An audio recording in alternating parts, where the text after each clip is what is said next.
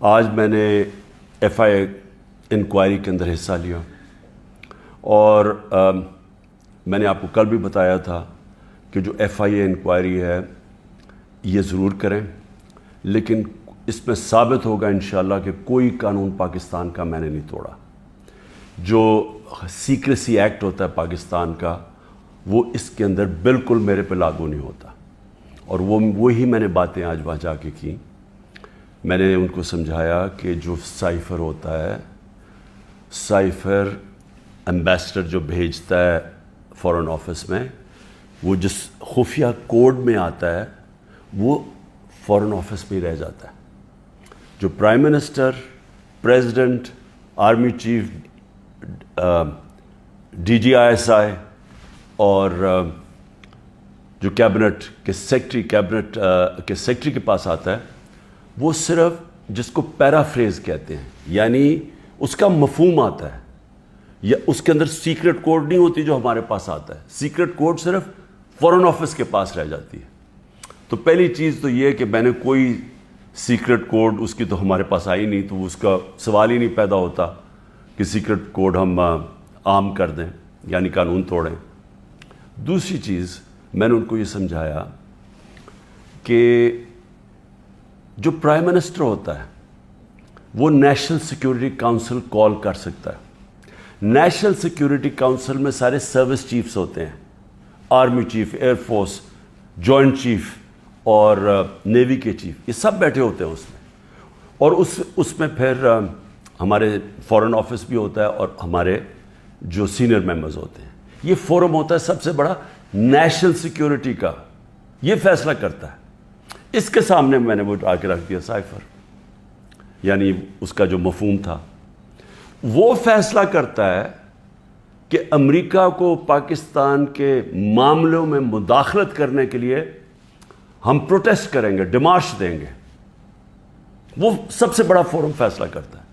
تو جب اس نے فیصلہ کر دیا ڈیمارش دینے کا، تو یہ بھی آج کس چیز پہ ڈیمارش دینا تھا؟ کیونکہ انہوں نے دھمکی دی پاکستان کے پرائم منسٹر کو، ایمبیسڈر کو اس نے دھمکی دی ڈونلڈ ٹرمپ کہ اگر اس کو ہٹاؤ گے نہیں تو پاکستان کے لیے بڑی مشکلات ہوں گی۔ یہ تھا اس کا۔ اس میں اور بھی جس طرح چیزیں میں بتا چکا ہوں کہ عمران خان خود ہی روس چلا گیا تھا، یہ کون فیڈ کر رہا تھا؟ یہ سب کو پتہ ہے کہ جس کے لیے یہ پیغام آیا تھا وہی فیڈ کر رہا تھا امریکنز کو، کہ عمران اکیلا اپنے فیصلہ کر کے تو چلا گیا روس، جس طرح کہ باقی کوئی نہ میں نے کسی اور فارن آفس اور کسی سے مشاورت نہیں کی تھی۔ جو ایمبیسڈر ارشد مجید کہتے رہے کہ یہ غلط ہے، کیونکہ سب کو پتا تھا، اس 1 مہینے پہلے سے پورا پلان بنا ہوا تھا وہاں جانے کا، روس کا۔ اب میں جس معاملے پہ آنا چاہتا ہوں اور جو اصل بریکنگ نیوز ہے وہ یہ ہے، یہ بڑا ضروری ہے آپ کے لیے سمجھنا، کیونکہ میرا ایمان ہے اللہ الحق ہے۔ جب میرے اوپر انہوں نے اتنے زیادہ کیسز کیے، میرے ذہن میں بھی نہیں آیا اس ملک سے باہر جانے کا۔ جس طرح آپ کو پتہ ہے یہاں جیسے ہی اقتدار سے اترتے ہیں تو سیدھی جاتے ہیں جدھر ان کے پیسے پڑے ہوتے ہیں، جدھر ان کے بڑے بڑے محلات ہوتے ہیں، جدھر چوری کا پیسہ وہاں بھیجتے ہیں، یہ سارے باہر بھاگ جاتے ہیں۔ نواز شریف، زرداری، یہ سب، ان کے نیچے وزیر بھی باہر بھاگ جاتے ہیں جن کو ڈر ہو کہ انہوں نے پیسہ چوری کیا۔ لیکن میں نے تب سے کہا تھا کہ میں یہیں رہ کے سارے کیس لڑوں گا، اور کیونکہ میرا اللہ میں پورا ایمان ہے۔ عزت بھی وہ دینے والا ہے، ذلت بھی ادھر سے ہی آتی ہے، وہ آتی ہے انسان کے اعمال کی وجہ سے۔ تو اگر میرا ضمیر کہتا ہے کہ میں نے کوئی غلط نہیں کیا، تو میرا یہ ایمان ہے کہ وہ اوپر والا مجھے نہ کبھی ذلیل ہونے دے گا، نہ کوئی مجھے ذلیل کر سکے گا۔ اور سچ وہ ہے، الحق ہے، اور وہ سچ سامنے آنا ہے۔ اب یہ ذرا سچ سامنے کیا آیا؟ مجھے چیئرمین نیب نے، اور جس کے اوپر میں نے ہرجانہ کیا ہوا ہے، اس نے جو میرے وارنٹ لکھوالے، اور جس طرح مجھے کمانڈوز نے مجھے وہاں سے اٹھایا اسلام آباد ہائی کورٹ سے، ساری دنیا میں بتایا گیا جس طرح مجرموں کی طرح، اور ڈنڈے مار کے اور مار دھاڑ کر کے مجھے وہاں سے لے کے گئے، تو ساری دنیا میں بتایا گیا کہ عمران خان کو کرپشن میں اٹھایا گیا۔ یاد رکھیں کہ کہ مجھے دنیا جانتی ہے کرکٹ کے زمانے سے، اور کرکٹ کے زمانے سے جو دنیا جانتی ہے وہ عمران خان، جس کے اوپر کبھی لوگوں کے اوپر میچ فکسنگ کا آیا، عمران خان کے اوپر کبھی کسی نے میچ فکسنگ نہیں کہا. اور عمران خان کو کرکٹ کی دنیا جانتی ہے جس نے 200 سالہ کرکٹ کی تاریخ میں نیوٹرل امپائر لے کے آیا، کہ وہ اگر جیتنا چاہتا تھا تو ایمانداری سے جیتنا چاہتا تھا، اپنے امپائر ساتھ ملا کے نہیں میچ جیتنا چاہتا تھا. اور یہ اس طرح مجھے جانتی تھی، اس لیے عزت کرتے تھے. اب آپ یہ دیکھیں کہ ساری دنیا میں گیا کہ عمران خان کرپشن پہ پکڑا گیا. اب دوسری چیز یہ دیکھ لیں کہ پاکستان کی تاریخ کا سب سے زیادہ اگر ان پاکستانی قوم نے کسی کو اپنے پیسے سے ٹرسٹ کیا ہے، جس کو اعتماد ہے کہ وہ پیسے ان کی چوری نہیں کرے گا، وہ عمران خان ہے. جتنا پیسہ مجھے دیا گیا ہے لوگوں نے ہسپتال بنانے میں، ہسپتال چلانے میں، دوسرا ہسپتال، تیسرا ہسپتال جو اب انشاءاللہ کراچی میں بن رہا ہے، اور پھر نمل یونیورسٹی، اور پھر یہ القادر یونیورسٹی، یہ سارا لوگوں کے پیسے پہ، کیونکہ لوگ اعتماد کرتے ہیں.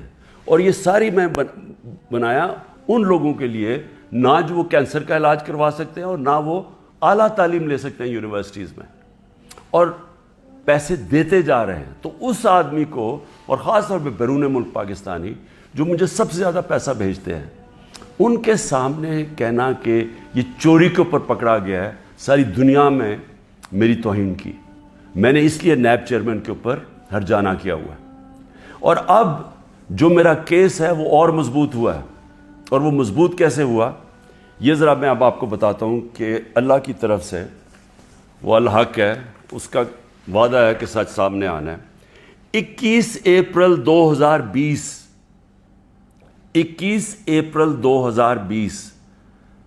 آج سے 3 سال پہلے،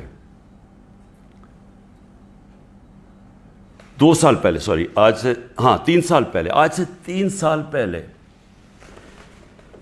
ایگزیکٹو بورڈ نیب کی میٹنگ ہوتی ہے، اور اس کے منٹس اب میرے پاس ہیں.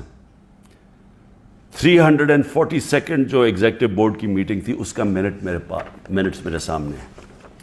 اب منٹس کے اندر کیا چیز آتی ہے سامنے؟ پہلے تو بتاؤں اس بورڈ میٹنگ میں بیٹھا کون تھا؟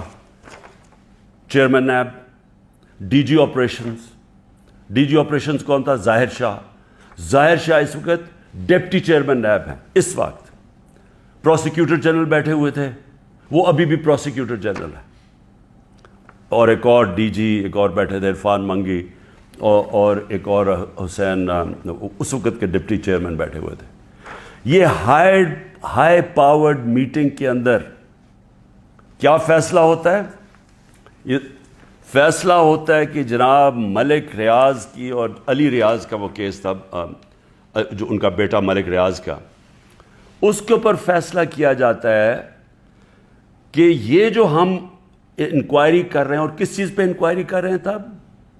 یہی جو ملک ریاض کا جو ڈیل ہوئی تھی این سی اے کے ساتھ، یہ جو پیسہ آیا تھا، جو انہوں نے کہا کہ میں نے، کیونکہ القادر اس نے ملک ریاض نے سپانسر کی تھی، اس لیے میں نے اس کو فائدہ کروایا تھا. اب یہ سوچ لیں کہ 3 سال پہلے نیب کے اندر یہ انکوائری شروع ہوئی، اور ان کو پتا تھا، کیونکہ میں آپ کو بتا دوں کہ جو ڈپٹی چیئرمین وہاں بیٹھے ہوئے تھے میٹنگ پہ، پروسیکیوٹر بیٹھے ہوئے تھے، اس کا مطلب نیب چیئرمین کو پتا تھا. اور اسی لیے جب انہوں نے زور لگایا، آفتاب سلطان جو پہلے نیب کے چیئرمین تھے، انہوں نے اس کے اوپر ایکشن نہیں لیا، کیونکہ انہیں پتا تھا کہ یہ انکوائری ہو کے بند ہو چکی ہے.